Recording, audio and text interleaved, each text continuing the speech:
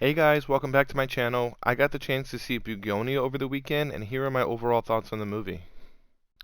Okay, so as a quick recap for those who may not know, the movie stars Jesse Plemons as Teddy and his intellectually challenged cousin named Don, who's played by Aidan Delbus in his feature debut, who kidnap Emma Stone's character, whose name is Michelle, on suspicion that she's an alien in disguise.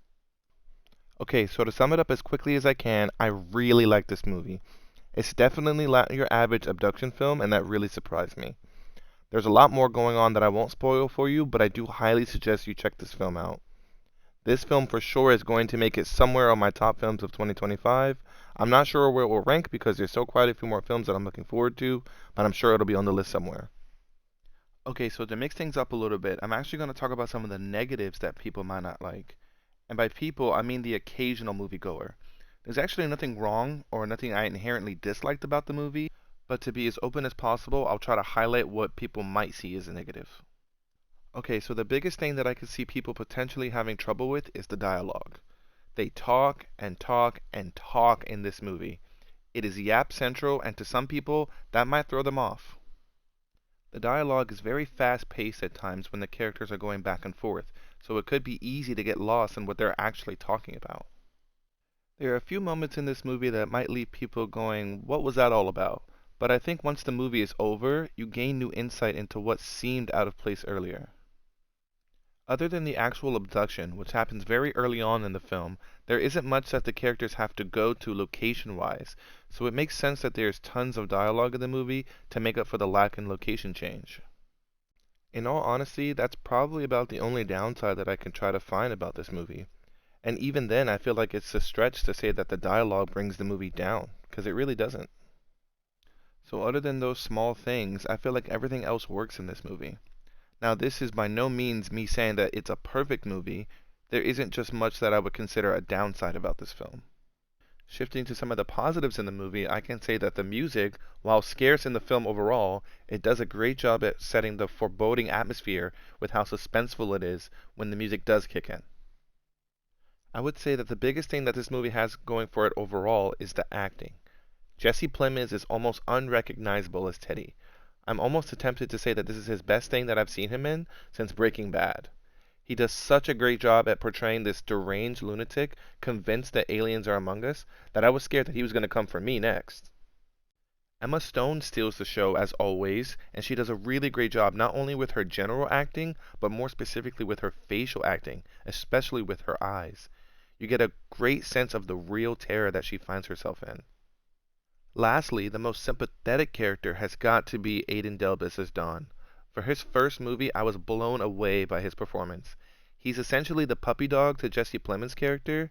He knows what's going on but doesn't understand. And he doesn't understand why Teddy does the things he does, but he follows him out of love. His character by far was the most interesting to watch and care for as all of these stressful situations unfold around him.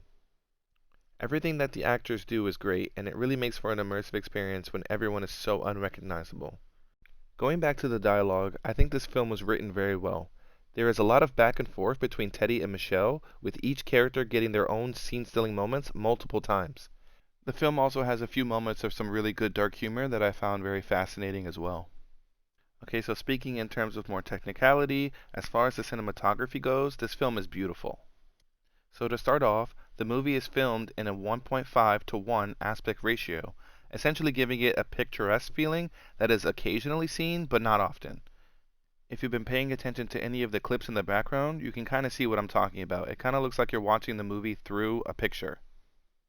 Additionally, I'm not sure if it's because I saw this film in laser at an AMC, but the movie has some very vibrant colors and beautiful tracking and landscaping shots.